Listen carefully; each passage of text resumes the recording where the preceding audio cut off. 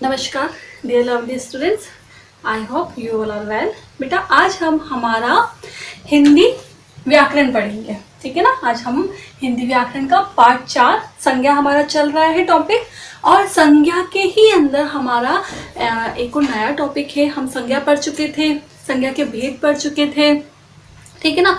उसके बाद अब हमारा इसी के अंतर्गत हमारा एक न्यू चैप्टर है लिंग, वो हम पढ़ेंगे। तो बेटा लिंग आपने पहले भी पढ़ा हुआ है 3rd क्लास तक, और आप सभी को पता है लिंग क्या होते हैं, लेकिन फिर भी पढ़ने से पहले मैं एक बार आपको फिर से बताना चाहूँगी लिंग के बारे में।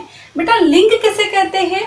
शब्द का जो रूप स्त्री जाति अथवा पुरुष जाति का बोध कराता है वह लिंग कहलाता है, ठीक है बेटा। किसी भी शब्द से अगर हमें पता चलेगा कि ये स्त्री है या ये पुरुष है, ठीक है, तो वो क्या कहलाएगा? लिंग कहलाएगा, ठीक है बेटा। लेकिन ये जरूरी नहीं है कि वो किसी लड़का या लड़की के लिए ही हो, या जरूरी नहीं है कि किसी पुरुष या स्त्री के लिए ही हो। वो किसी वस्तु से संबंधित भी हो सकता है, किसी जगह से संबंधित भी हो सकता है, ठीक है बेटा। लिंग के कितने भेद होते हैं? 2 भेद होते हैं, पुल्लिंग और स्त्रीलिंग, ठीक है।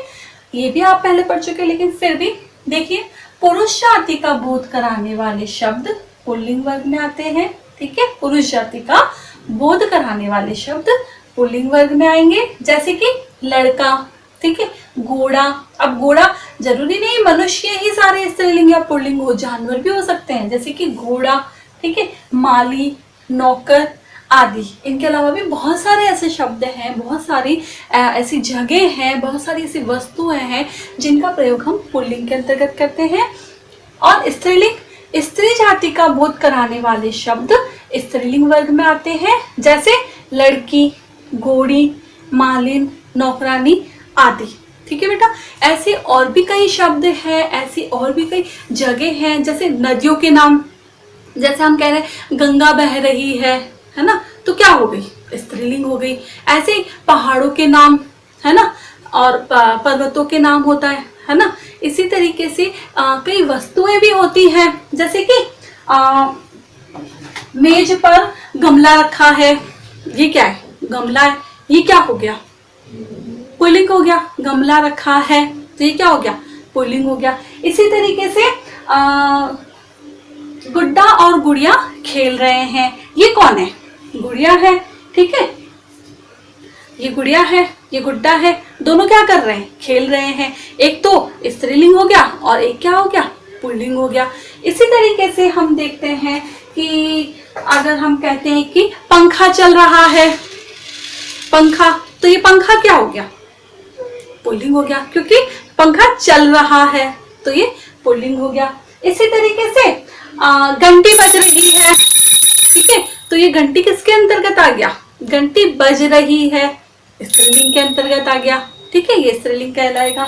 इसी तरीके से हम देखते हैं कि लालटेन जल रहा है ना, लालटेन जल रहा है, तो ये लालटेन किसके अंतर्गत आ गया? जल रहा है लालटेन, पुल्लिंग के अंतर्गत आ गया। इसी तरीके से जरूरी नहीं है किसी इंसान या किसी लड़के लड़की या किसी स्त्री पुरुष के बारे में कहा जाए तो ही स्त्रीलिंग पुल्लिंग हो। यह है किसी जानवर के बारे में भी हो सकता है, किसी वस्तुओं के बारे में, जैसे कि अभी मैंने आपको बहुत सारी वस्तुएं दिखाई, इन वस्तुओं के बारे में हो सकता है, जगहों के बारे में हो सकता है, नदियां हैं, गार्डन है, पर्वत है, पहाड़ है, जगहों के बारे में भी हो सकता है स्त्रीलिंग और पुल्लिंग शब्द, ठीक है ना बेटा। जैसे कि हम कह रहे हैं टेबल पर किताब रखी है ना, टेबल क्या हो गया? पुल्लिंग हो गया, और किताब क्या हो गया? स्त्रीलिंग हो गया। इस तरीके से स्त्रीलिंग और पुल्लिंग की हमें पहचान होती है। तो बेटा इस तरीके के और भी कई शब्द हैं जो स्त्रीलिंग और पुल्लिंग के अंतर्गत आते हैं, जैसे दादा, दादी, सेठ, सेठानी, छात्र, छात्रा, भाई, भाभी, चूहा। ये तो सारे क्या हो गए? इंसान हो गए, ठीक है। इसके अलावा मैंने जैसे बताया था जानवर भी होते हैं, शेर शेरनी होता है ना। इसी तरीके से चूहा, चूहिया, नाग, नागिन, मोर, मोरनी, हाथी, हथिनी, ये सारी चीजें, ये सारी भी स्त्रीलिंग और पुल्लिंग के अंतर्गत आते हैं। ऐसे कई जानवर, कई जगह ऐसी है और कई स्थान जो कि स्त्रीलिंग और पुल्लिंग के अंतर्गत आते हैं।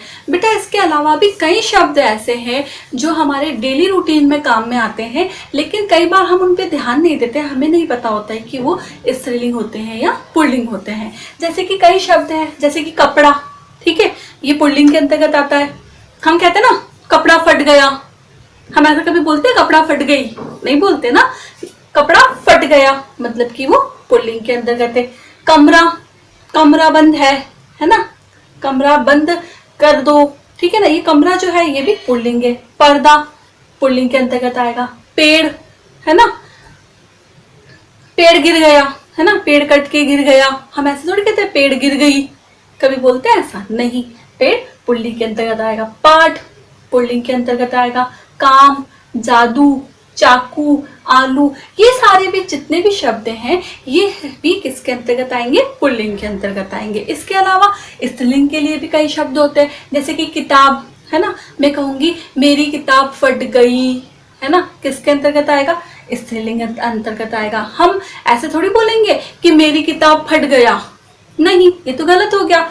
अगर ये स्त्रीलिंग है तो हम क्या बोलेंगे? मेरी किताब फट गई, ठीक है, तो ये स्त्रीलिंग के अंतर्गत आएगा।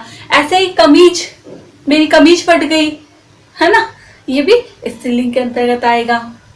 बातें करना स्त्रीलिंग के अंतर्गत आएगा।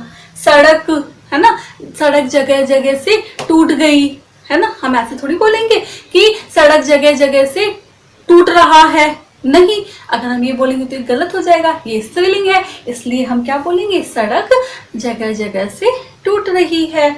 ऐसे ही घड़ी, घड़ी बंद पड़ी है, घड़ी बंद पड़ा है, ऐसा बोलते हैं हम? नहीं, इसका सही शब्द अगर ये स्त्रीलिंग है तो क्या होगा? घड़ी बंद पड़ी है। गाड़ी, गाड़ी चलते चलते रुक गई, स्त्रीलिंग के अंतर्गत आएगा, ठीक है, हम ऐसा नहीं बोलेंगे कि गाड़ी चलते चलते रुक गया, वो गलत हो जाएगा, पुल्लिंग थोड़ी है जो हम ऐसे बोले, ये तो क्या है? स्त्रीलिंग है।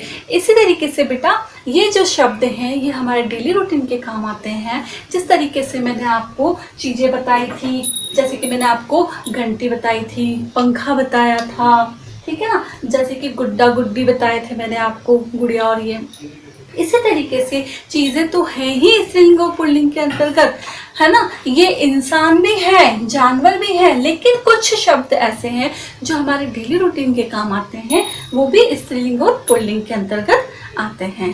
ठीक है बेटा, तो आई होप यहाँ तक आपको चैप्टर समझ आ गया होगा। Thank you.